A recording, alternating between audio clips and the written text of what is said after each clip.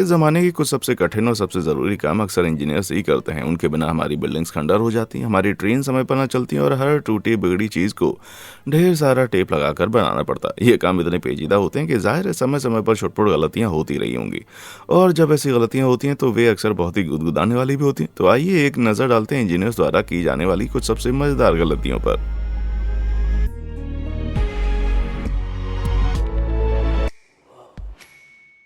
टेढ़ी मेढ़ी पटरियां। आप जो ट्रेन देख रहे हैं ना, वो एक मालगाड़ी है जो रोजमर्रा की तरह आज भी ओहायो से सामान लेकर सिसिल जा रही है।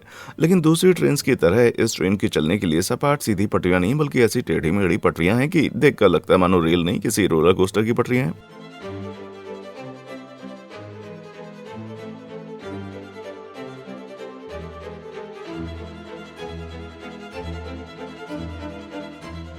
कुछ लोगों को ये पिक फोटोशॉप लग सकती है, पर पटरियों की तस्वीर बिल्कुल सच है। गर्म होने पर मेटल की चीज़ों का साइज थोड़ा सा बड़ा हो जाता है और ठंडे होने पर फिर से छोटा हो जाता है। रेलवेज को आमतौर पर इससे कोई समस्या नहीं होती, क्योंकि पटरियां स्ट्रेसिंग नाम की एक प्रक्रिया से होकर गुजरती हैं। ये प्रक्रिया पटरियों द्वारा बिना टेढ़े हुए झेले जा सकने वाले टेम्परेचर की रेंज बढ़ा देती है, और ये भी सुनिश्चित करती है कि ठंडी होने पर पटरियां अपनी ओरिजिनल पोजीशन पर लौट आएंगी। जल्दबाजी में बिछाई गई पटरियों में स्ट्रेसिंग नहीं की जाती, जिसके चलते गर्मियों में उनके टेढ़े होने का खतरा बढ़ जाता है। वजह यह है कि पटरियों के फैलने पर नीचे मौजूद गिट्टी भी फैल जाती है, लेकिन पटरियों के ठंडे होकर सिकुड़ने पर गिट्टी अपनी जगह वापस नहीं लौटती। न्यूजीलैंड में स्थित इन पटरियों में शायद कोई छोटी सी खराबी रही होगी, लेकिन जब इस इलाके में 7.1 तीव्रता वाले भूकंप के झटके आए तो वो खराबी पूरी की पूरी पटरी को टेढ़ी करने के लिए काफी साबित हुई। यानी मजबूत दिखने के बावजूद रेल की टेढ़ी मेढ़ी पटरियां काफी नाजुक साबित हो सकती हैं। माना कि दुनिया के बहुत से इलाकों में भूकंप का खतरा नहीं मंडरा था, लेकिन बढ़ते हुए तापमान की चिंता तो हमें करनी पड़ेगी, क्योंकि दुनिया भर में गर्मियां और भी गर्म होती जा रही हैं, जिसने ट्रेन की पटरियां टेढ़ी होती जा रही हैं। यानी समय रहते हम सभी को रोलर कोस्टर में चढ़ने की आदत डाल लेनी चाहिए मेरे भाई। बिल्डिंग बनी आंखों का नासूर। एक क्विक क्वेश्चन, दुनिया में सबसे ज्यादा खुशी किस जगह पर मिलती है? महबूब की बाहों में? जी नहीं, महबूब की बाहों में तो आप कोई सामान भी नहीं खरीद सकते। आपको सही जवाब है डिज्नी वर्ल्ड। ये दुनिया की इकलौती ऐसी जगह है जहाँ अजीबोगरीब पोशाक पहने हुए वयस्क मर्दों को बच्चों से इंटरेक्ट करते हुए प्रोत्साहित किया जाता है। हर तरफ कितनी खुशी का माहौल होता है ना। 2003 में डिज्नी ने थोड़ा और मशहूर होने का फैसला किया और जाने माने आर्किटेक्ट फ्रैंक गेरी को लॉस एंजलिस शहर के बीचों बीच स्थित कंपनी के एक नए कॉन्सर्ट हॉल को डिजाइन करने का काम दे दिया। फ्रैंक का फाइनल प्रपोज था बेहद अलग सा दिखने वाला ये डिजाइन। जाहिर है इस डिजाइन को लेकर लोगों की राय भी अलग अलग थी, लेकिन आर्किटेक्चर का एक बेहतरीन नमूना होने के बावजूद ये बिल्डिंग लोगों की आंखों में चुभती बहुत थी। सचमुच बता दें कि बिल्डिंग की पूरी बाहरी सतह स्टेनलेस स्टील के 12,500 पैनल से ढकी हुई थी। यानी रात में चांद की रोशनी में बिल्डिंग भले ही सुंदर लगती हो, लेकिन दिन में सूरज की धूप में तो देखने वालों की आंखें चुंधिया कर रख देती है। बिल्डिंग पर लगे स्टील पैनल इतने ज्यादा रिफ्लेक्टिव थे कि लोगों की माने तो दिन में इस बिल्डिंग को देखना सीधे सूरज की तरफ देखने जैसा था। मामले को और भी खराब बनाते हुए डिज्नी का ये हॉल एक मेन रोड के ठीक बगल में स्थित था, और इसकी चमक से ड्राइवर्स अक्सर सड़क को ठीक से देख नहीं पाते थे। रुकिए, कहानी अभी खत्म नहीं हुई। ये कॉन्सर्ट हॉल ना सिर्फ लाइट को रिफ्लेक्ट करता था, बल्कि किसी लेंस की तरह गर्मी भी पैदा करता था। यहाँ गुजरने वालों की माने तो स्टील के दैत्य के ठीक बगल में स्थित फुटपाथ तो कभी कभी 60 डिग्री सेल्सियस तक गर्म हो जाता था। इतना कि अगर आप ठीक से ध्यान ना दे तो जल भी सकते हैं। डिज्नी जल्दी ही समझ गया कि ये बिल्डिंग नहीं, बल्कि उनके खिलाफ मुकदमे करवाने की एक मशीन है। कंपनी ने बिल्डिंग पर लगे सभी 12,500 पैनल्स की घिसाई करवा दी, जिससे उनकी चमक में अच्छी खासी कमी आ गई। यानी बिल्डिंग अब अपने ओरिजिनल डिजाइन जितनी चमकीली तो नहीं रही, पर पहले के मुकाबले अब कहीं ज्यादा सिंपल जरूर हो गई है।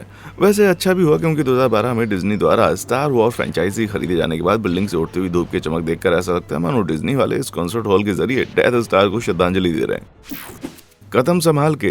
क्या कभी ऐसा हुआ कि आप घर लौट कर आए हों और किसी फैमिली मेंबर को सोता हुआ पाकर चोर की तरह चुपके चुपके चलने लगे हो ताकि उनकी नींद खराब ना हो? मैंने भी अक्सर ऐसा किया, पर क्या बताऊं, कई बार मेरे पैरों की आवाज़ से सोने वाला बंदा जाग जाता है। फिर भी मैं ये जानकर चैन की सांस ले लेता हूँ कि मेरे कदमों की आवाज़ ने कभी इतना लंबा चौड़ा नुकसान नहीं किया जितना इस बंदे के कदमों ने कर दिया है।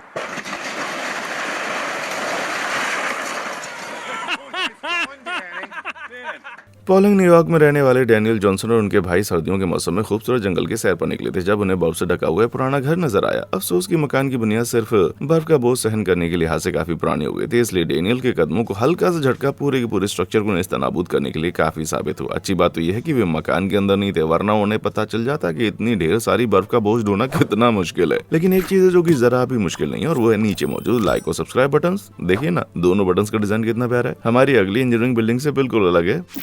ग्रोवर हाउस। अपनी अगली कहानी के लिए हम चलते हैं थोड़ा पीछे साल 2006 में समथिंग ऑफुल फर्म की वेबसाइट पर। अगर आप इंटरनेट पर पुराने हैं तो आपकी सांसें थम गई होंगी, क्योंकि ये वेबसाइट आए दिन अच्छा खासा ड्रामा करती रहती है। कहानी की शुरुआत होती है फर्म के मॉडरेटर ग्रोवर के अपना खुद का घर कंस्ट्रक्ट करने के फैसले से। ग्रोवर का डिजाइन सिर्फ माइक्रोसॉफ्ट पेंट पर आधारित था और उनके पास कोई क्वालिफिकेशन भी नहीं थी। भारी गलती होने के लिए एक परफेक्ट रेसिपी। वेबसाइट यूजर्स ने उन्हें खूब समझाया कि ये आइडिया अच्छा नहीं है, पर ग्रोवर ने किसी की एक न सुनी। जल्दी वे इतिहास में सबसे ज्यादा मीम्स का एक पात्र बनने वाले ग्रोवर हाउस के आर्किटेक्ट बन गए। इस मकान से जुड़ी हुई कहानियों का तो मानो जैसे अंबार रहा हो, जिन्हें ग्रोवर अलग अलग तस्वीरें पोस्ट करके अपने रीडर्स के साथ शेयर करते थे। यहाँ आप देख सकते हैं कि डिजाइन को लेकर ग्रोवर की नजर कितनी पारखी है। जैसे बिल्डिंग पर मौजूद 7 खिड़कियां 4 अलग अलग स्टाइल की बनी हुई और उनमें आपस में जरा भी तालमेल नहीं है। अगर आपको लगता है कि अंदर से मामला थोड़ा ठीक होगा तो आप गलत है। फिर उनके इस किचन की तस्वीर देख लीजिए, जहाँ ग्रोवर को लगा कि शायद उन्हें 1 फीट की दूरी पर लगे 8 पावर पॉइंट्स की जरूरत पड़ने वाली है। और सच पूछे तो मैं इस पिक का फैन हो गया हूँ भाई, जहाँ ये खिड़की ऐसी जगह बनी है कि अगर आप सीढ़ी पर अपना बैलेंस खो दे ना तो खिड़की के जरिए सीधा मकान से बाहर जाकर स्थित नीचे दलदल में गिरेंगे। ओह, क्या मैंने आपको बताया नहीं कि पूरा मकान द ग्रेट डिस्मल स्वम्प नामक एक जगह पर बना है? जी नहीं, ये किसी हॉरर गेम में स्थित कोई जगह नहीं, बल्कि वर्जीनिया में स्थित एक सचमुच का दलदल है, जिसे ग्रोवर ने अपना मकान बनाने के लिए सबसे अच्छी जगह के रूप में चुना। पर मकानों से जुड़ी एक खास बात यह है कि ये लोगों के रहने लायक घोषित किए जाने से पहले सेफ्टी से जुड़े बहुत सारे टेस्ट और इंस्पेक्शन किए जाते हैं। आप समझ गए होंगे कि ग्रोवर हाउस सेफ्टी इंस्पेक्शन में फेल हो गया, क्योंकि उन्होंने अपने टॉयलेट का सेप्टिक टैंक बहुत ही छोटा बनवाया था और दीवारों वगैरह पर कागज और दफ्ती जैसे बेहद कमजोर मटेरियल्स का यूज किया था। आप सोच रहे होंगे कि इतना सब हो जाने के बाद ग्रोवर ने मकान बनाने का अपना ये प्लान रोक दिया होगा, पर नहीं, जनाब एक क्वालिफाइड हेल्थ और सेफ्टी इंजीनियर बनकर निकल पड़े ताकि वे खुद अपने घर का इंस्पेक्शन करके उसको पास करा दें। इसको लेकर थोड़ा कंफ्यूजन है कि इस मकान के साथ फाइनली क्या हुआ। कुछ का कहना है कि ये ऐसे ही खाली पड़ा हुआ था, वहीं कुछ का दावा है कि ग्रोवर आज भी किसी पागल साइंटिस्ट की तरह उस मकान में भटकता रहता है। हॉलीवुड वालों को तो इस पर कोई हॉरर मूवी बनानी चाहिए भाई। पानी का प्यासा मकान। अगर आप कभी मकान खरीदने निकले हैं तो अच्छी तरह से वाकिफ होंगे कि पानी के पास स्थित प्रॉपर्टीज का दाम बहुत ही ज्यादा होता है, लेकिन कितनी पास को बहुत ज्यादा पास कहेंगे? हाँ, क्या ये मकान पानी को ज्यादा ही पास नहीं है? Oh my gosh.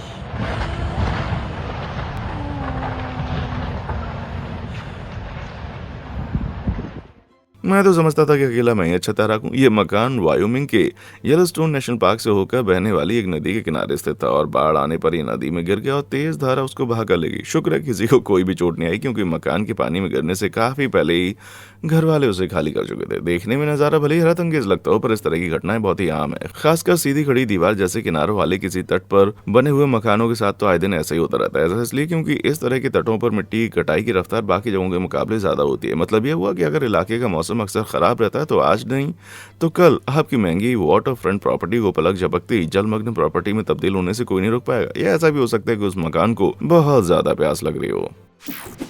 टायर से मिस्त्रीगिरी। किसी ड्राइव पर जाते वक्त अपने साथ एक एक्स्ट्रा टायर जरूर रखना चाहिए, क्योंकि क्या पता कब आपकी गाड़ी पंक्चर हो जाए और उस टायर की मदद से किसी कंस्ट्रक्शन साइट पर कुछ बनाना पड़ जाए।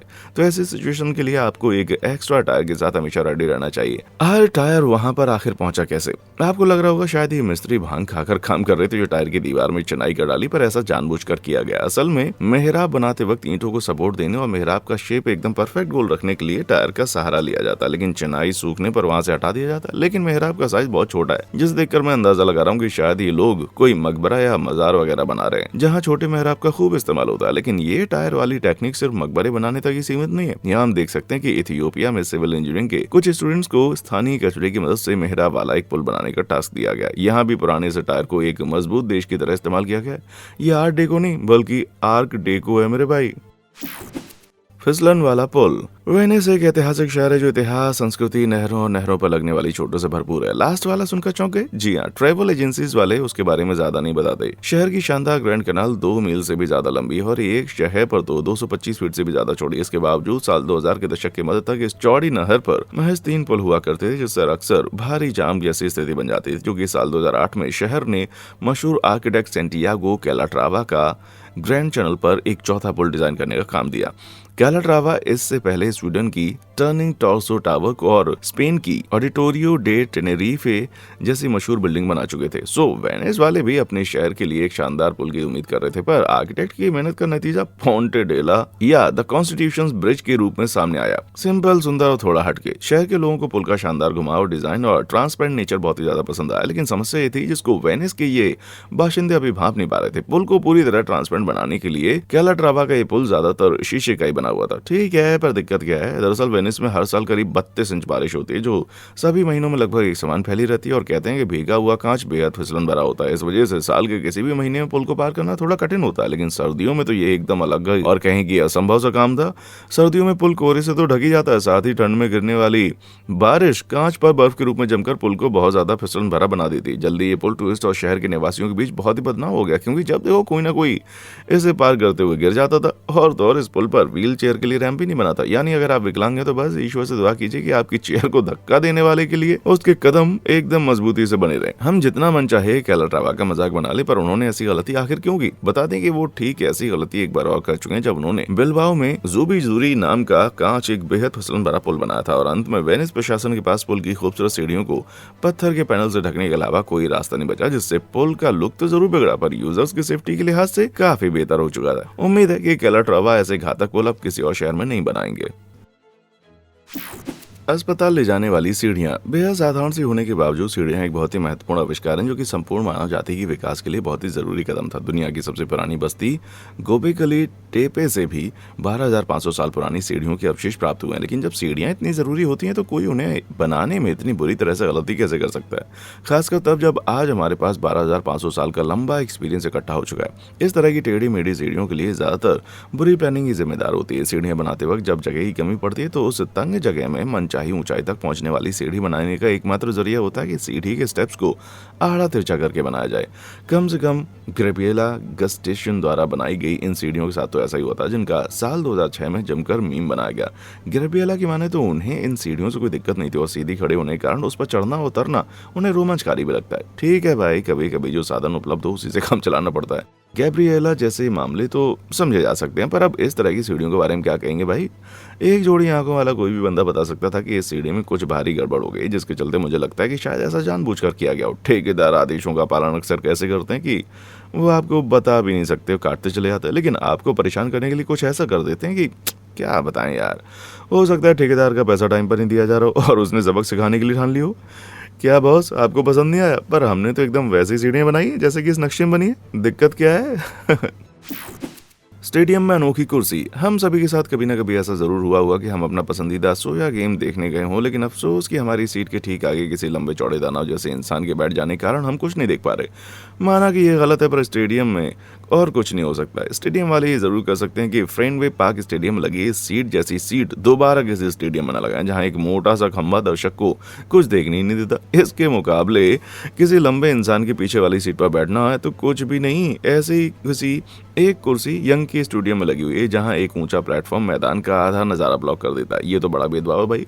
और अंत में आती हैं ये कुर्सियां, जिनके बारे में कहने के लिए मेरे पास कोई शब्द नहीं है। अगर कोई जिराफ फैमिली गेम देखने के लिए जाए तो बात अलग है, वरना तो मुझे इन कुर्सियों को यूज नहीं समझ आ रहा। कुछ दर्शकों की माने तो ऐसी कुर्सियां इसलिए बनाई जाती हैं ताकि स्टेडियम वाले अपनी सिटिंग कैपेसिटी को बढ़ा चढ़ा कर दिखा सकें। इस तरह की सीट्स किसी भी दर्शक को नहीं दी जाती, पर क्या पता कंप्यूटर कब गलती कर जाए और किसी को वहां बैठा दे। अब मैं अगली बार जब भी कोई गेम देखने जाऊंगा ना तो अपने साथ एक दूरबीन भी लेकर जाऊंगा, क्या पता जरूरत पड़ जाए।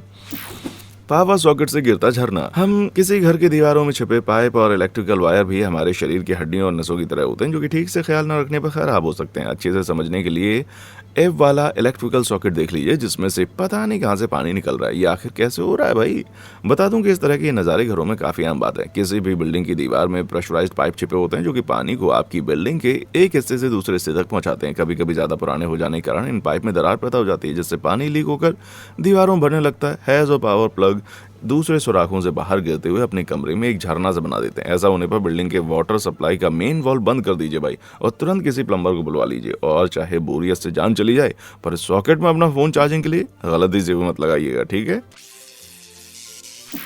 मोलिसेस की बाढ़। मोलिसेस या गुड़ रस ब्राउन कलर का एक बेहद ही गाढ़ा और चिपचिपा पदार्थ होता है, जो अपनी जबरदस्त मिठास के लिए जाना जाता है और बहुत ही धीमी स्पीड से बहता है। Slow as molasses. मोहब्बत के पीछे भी यही कारण है भाई। पर क्या आप जानते हैं कि बेहद मीठा होने के साथ साथ मोलिसेस जानलेवा भी साबित हो सकता है? 1910 के दशक में चीनी के एक सस्ते विकल्प के रूप में सामने आने के बाद से मोलिसेस के धंधे में एकदम से उछाल आ गया। उस दौरान प्योरिटी डिटेलिंग कंपनी ने मैसाचुसेट्स के बॉस्टन में मोलिसेस के लिए एक प्रोसेसिंग प्लांट खोला, जहां सेफ्टी पर ध्यान दिया नहीं जाता था। कंपनी कंपनी एक्सपेंड होने लगी तो उन्हें एक नए डिस्टिलरी की जरूरत पड़ी, जिसके कंस्ट्रक्शन का काम आर्थर पी जेल नाम का एक शख्स कर रहा था। लेकिन जेल कोई आर्किटेक्ट या इंजीनियर नहीं बल्कि एक फाइनेंशियल एडवाइजर थे। तो क्या हुआ, किसी ट्रेंड इंजीनियर के मुकाबले सस्ते तो थे।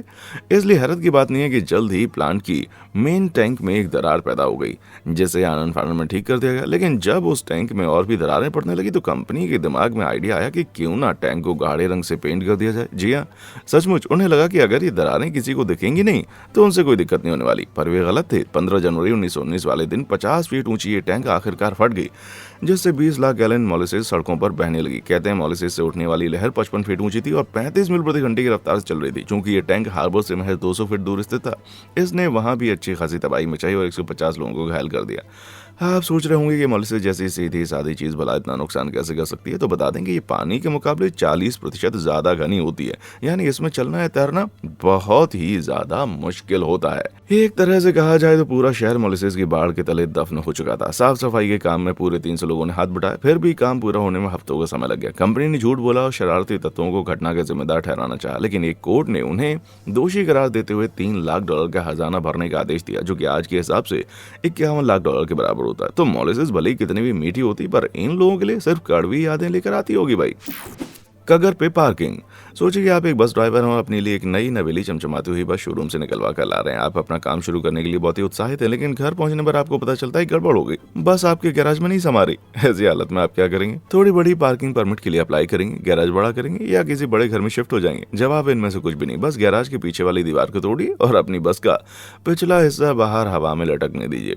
ये तस्वीर ब्राजील के ओलिंडा शहर के तबाजारा इलाके से ली गई थी। तस्वीर को इंटरनेट पर पोस्ट करने पर लोगों ने कमेंट करके बताया कि ये बस असल में एक इंडिपेंडेंट ड्राइवर की है। जाहिर है कि बस उसके गैराज में समा नहीं रही थी तो उसने पीछे वाली दीवार तोड़ दी। वैसे जुगाड़ तो वाकई में बढ़िया है, लेकिन ये तस्वीर देखकर मन में कई सवाल आते हैं, जैसे क्या ऊपर वाली बिल्डिंग का कोई नुकसान तो नहीं हुआ, या बस अगर थोड़ा ज्यादा पीछे चलेगी तो क्या होगा। सबसे जरूरी बात है कि उस ड्राइवर को ऐसा क्यों लगा कि ये करना ठीक रहेगा। ये इतना बेतुका कि मुझे लग रहा है शायद किसी ने पिक को फोटोशॉप किया है, क्योंकि बस पर पड़ने वाली परछाई मुझे थोड़ी एडिटेड लग रही है। खैर जो भी हो, हम सब ने बसों से जुड़ा इससे भी बुरा कोई ना कोई एक्सपीरियंस तो झेल ही रखा होगा। Foam run. ठंड के मौसम में किसी शख्स सुबह अपनी खिड़की खोलने पर चारों तरफ ताजी बर्फ की एक मोटी चादर फैली हुई देखने से बेहतर और क्या हो सकता है। 1 मिनट रुको, जूम करो। ये तो बर्फ नहीं है बल्कि फोम है।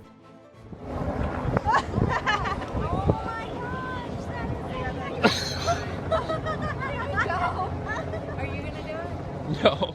जी हाँ, आप जो देख रहे हैं वो असल में फोम है, जो कि 18 नवंबर 2016 वाले दिन कैलिफोर्निया के सेंटा क्लारा में जिधर देखो उधर नजर आ रही थी। शुरुआत के कुछ घंटों तक तो समझ नहीं आ रहा था कि माजरा असल में क्या है। वहीं इंटरनेट के जानकारियों ने अफवाह फैलाना शुरू कर दी, ये इल्यूमिनाटी जैसी किसी संस्था की साजिश है। लेकिन हकीकत में इस हादसे का इकलौता जिम्मेदार खराब डिजाइन थी। काफी पड़ताल करने पर पता चला कि ये फोम सिग्नेचर फ्लाइट सर्विस के एक हैंगर से निकल रहा था, जहां जेट इंजन की मरम्मत और सर्विसिंग वगैरह की जाती। ये तो आप जानते ही होंगे कि जेट इंजन के आसपास काम करना जानलेवा हो सकता है, क्योंकि अगर किसी गड़बड़ के चलते इंजन में विस्फोट हो जाए तो भीषण आग लग सकती है।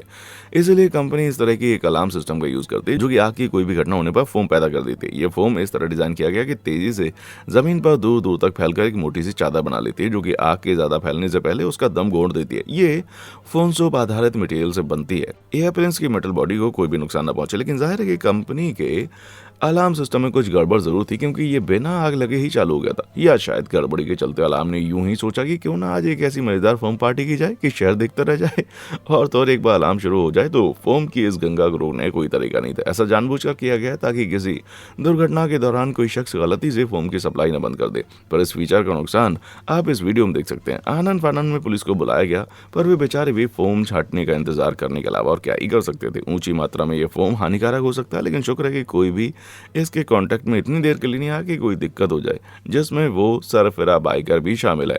क्या सिर्फ मुझे ही लगता है कि इस फोन में दोस्तों के साथ पेंटबॉल खेलना वाकई बहुत ही मजेदार होगा, है ना? मैं हूं बबल 007 और रशिया से आया हूं। लोकेशन, लोकेशन और सिर्फ लोकेशन। कोई एटीएम लगने के लिए उसकी लोकेशन फाइनल करने से पहले बहुत सारी चीजें देखी जाती हैं। उदाहरण के लिए, अगर आप लोगों का खून चूस कर बहुत ज्यादा ट्रांजैक्शन फीस से मुनाफा कमाना चाहते हैं तो फ्री कैश विड्रॉल की सुविधा देने वाले किसी स्टोर के बगल में अपना एटीएम कभी ना लगाएं। वो सब तो ठीक है, पर इस एटीएम को ऐसी जगह पर लगाने के पीछे भला क्या कारण हो सकता है? हो सकता है तस्वीर में नजर आ जो बंदा है वो थोड़ा नाराज हो और इलाके के ज्यादातर लोग 10 फीट 5 इंच के होते हैं। अगर ऐसा नहीं है तो फिर शायद किसी ने शरारत करने के लिए एटीएम के सामने की सीढ़ी चुरा कर किसी दूसरी जगह लगा दी। मुझे समझ में नहीं आया कि बिना काम की सीढ़ियां यहाँ पर कर क्या रही हैं। बड़े बड़े सिविल प्रोजेक्ट्स में अक्सर कुछ ऐसे स्ट्रक्चर बन जाते हैं जो रत्ती भर भी इस्तेमाल करने लायक नहीं होते और ज़्यादातर किसी गलती या डिज़ाइन में एकदम लास्ट समय पर होने वाले बदलाव के चलते बनते हैं। कभी कभी बिल्डिंग के सिर्फ कुछ खास हिस्से ही बनाए जाते हैं या तोड़े जाते हैं, जिसके चलते कुछ यूजलेस स्ट्रक्चर सामने आ जाते हैं। या हो सकता है कि ये नए ज़माने की कोई रोमांचकारी स्लाइड हो या झूला हो। इनमें से कुछ गलतियां भले ही दिखने में सुंदर ना रही हों, पर फिर भी वे हमें गुदगुदाने में पूरी तरह सफल रही। इनमें से कौन सी गलती आपको सबसे ज़्यादा मजेदार लगी? नीचे कमेंट सेक्शन में आकर बताएं। देखने के लिए शुक्रिया।